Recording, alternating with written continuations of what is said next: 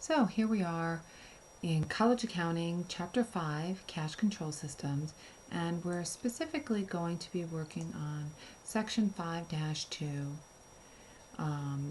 with the bank reconciliation and the bank statement.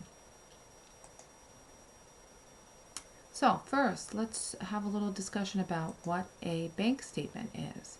So we can see here on the right-hand side we have a little picture of a bank statement issued by Pacific National Bank, and a bank statement provides a summary of what the bank has recorded as deposits, withdrawals, and balances for your account in their records. So everything that the bank has recorded for you will appear in the bank statement. What we can notice here is this bank statement is issued by Pacific National Bank for our company, Techno Consulting. The account number is in the top right-hand corner, 43-452-119. The bank statement is issued as of August 30th of the current year. And then there was no balance that was brought forward, and that's because our company, Techno Consulting, got started on August 1st, so there was no previous balance. And then there were 11 checks that cleared through the bank for the month, and that the amount of the checks was $2,821, the total.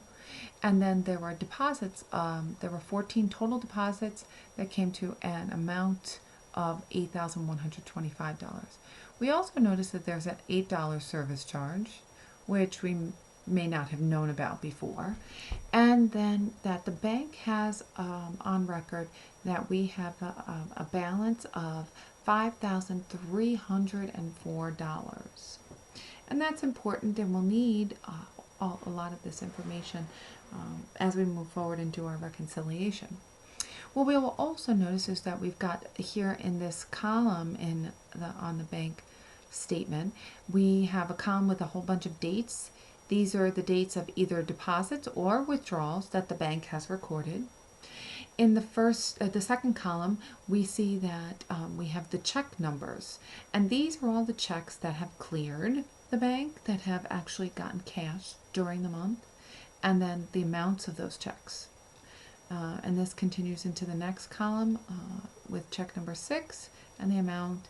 And then this second to last column is all the deposits that the bank has received of money that we have deposited with them. And then this is the ongoing running balance here in this far right column.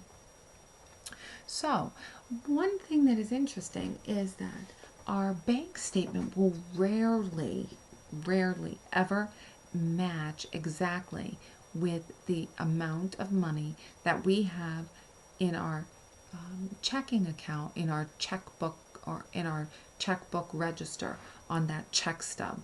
It is very rare for that statement balance of $5,304 to actually match the balance that we have in our records.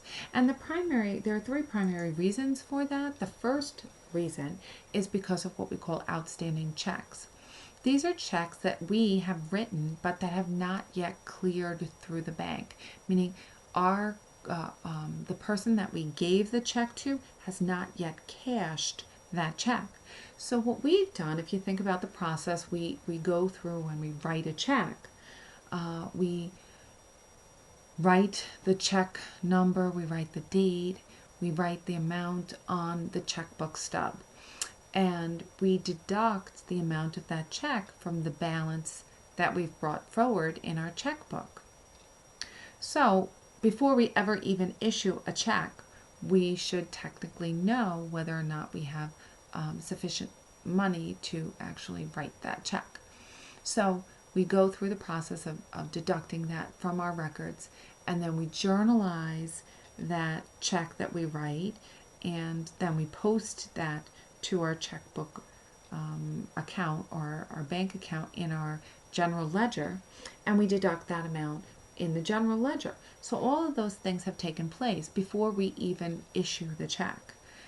Now what's happened is we've issued that check, but the bank hasn't actually gotten that check to clear it, to cash it. and so therefore the bank doesn't even know the check exists. So they can't possibly deduct it on their records. So what happens is we have an outstanding check, meaning we wrote the check and we've recorded it, but the bank has not yet paid it. And then we have the second thing that causes differences is outstanding deposits. Again, we have received money in that maybe has not cleared yet through the bank.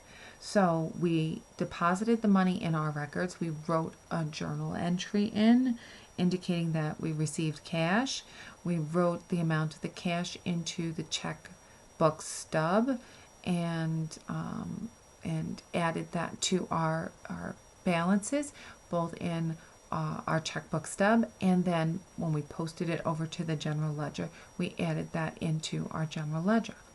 But again, we have a timing issue in that we did all of those things on our side, but maybe we received that cash late in the day, and by the time we got it all added up and so on and so forth and everything balanced, it was very late and we didn't get to the bank until after the bank closed.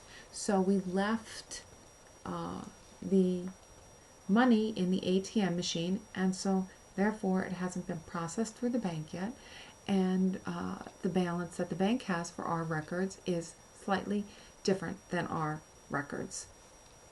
So that's second issue. And then the third issue is this service charge up here. Well, in this particular case, the bank has it on their statement, so they've already deducted the amount of the service charge, but we haven't deducted it from our records because we didn't know it existed, and we just found out about it on the bank statement. So now let's go through the process of doing the bank statement reconciliation. The first thing that we're going to do is we're going to write the date that we're doing the reconciliation. So typically this takes place maybe a day or two at most after we receive the bank statement from the bank. So we write the date, and then we write on the left-hand side, we're going to reconcile our records, and on the right-hand side, we're going to reconcile the bank statement records. So on the left side, we're going to write the amount that's on our check stub. And if you notice here, we are indicating that we're all the way up to check stub number 14. And you'll notice that the balance that we've that we've indicated on our check stub 14 is $4,972. We've now got to deduct the amount of the service charge from that because, as I indicated, the bank had that amount deducted, but we did not. So therefore, we've got to deduct this service charge of $8. And then we subtract it, and it brings our balance down to $4,964. Then we go over to the right side of the bank reconciliation, and we see on the right side it says balance on bank statement. So we go back over to our balance on the bank statement, that $5,304, and we write that number in here on the top right. Then we take the amount and we try to determine what the outstanding deposits are. And I'll explain that in a little bit in another minute. But we write the amount of the outstanding deposits. That's the amount, again, that we've deposited in our records, but the bank has not yet received, usually because of a timing issue. And we write that amount, and you notice we add that amount because the bank doesn't know about that money that should be added to our account as a deposit. So we add that and bring the subtotal down, and then we go over and we look and see if we've got any checks that we wrote that have not yet cleared. And that's check number 12 for $30 and check number 13 for $500. And then from this balance here, the subtotal balance, we're going to subtract the amount of the outstanding checks because we want to take away, we want the bank to deduct, if you will, the amounts of the checks ultimately. So in order to reconcile it, we've got to just deduct those out. And then you'll notice that now our records for the month balance, and they match with the bank statements records. So our records are $4,964, and the bank's records are $4,964. Very good. Then we move along and we've got to take that service charge and we've got to reflect that service charge on our checkbook stub. And so if you notice here, here's that original $4,972 that we saw back here on the bank reconciliation. That's the amount on check stub number 14. Now we see that check stub number 14 with the balance brought forward of $4,972. And now we write in the service charge of $8 and we deduct that amount. We deduct the $4,972. We take away $8 from the $4,972 and we get $4,964. And now our bank records will match. And we've got to now journalize that service charge, because the only way that it's going to get into our general ledger is if we do a journal entry. Now, typically speaking, the journal entry will look like this. On such and such date, the bank statement was received showing a service charge of $8, and we're going to reflect that on memorandum number 3. We then post that, we then journalize that in our journal and we'll ultimately post that to the cash account and the miscellaneous expense account. Out for you guys.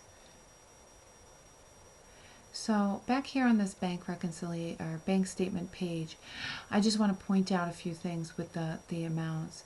Again, that $5,304 that we end up seeing on our bank statement reconciliation, it comes from the bank statement in the statement balance section.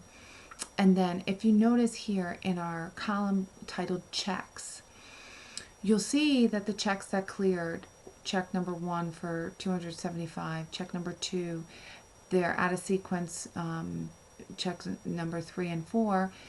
This is probably due to the fact that check number 4 cleared more quickly than check number 3.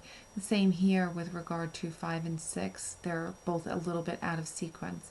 And then we see check number 7, 8, 9, 10, 11. All of those checks have cleared. Maybe not in the exact order, but that's pretty typical. And what we know is that our reconciliation, when we did the reconciliation, it said we were on check stub number 14. So what we can conclude here is that there are 2 checks that are outstanding, checks number 12 and check number 13 that are outstanding. So we need to go back to our check register and then see what the amounts were for those checks in order to get that information to put here on our bank reconciliation.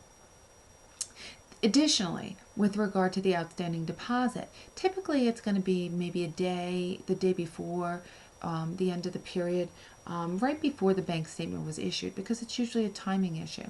And what you're going to do is you're going to go and you're going to look at what are all the amounts that the bank has recorded as deposits for my business, and then you're going to go and look for any deposits that they're missing.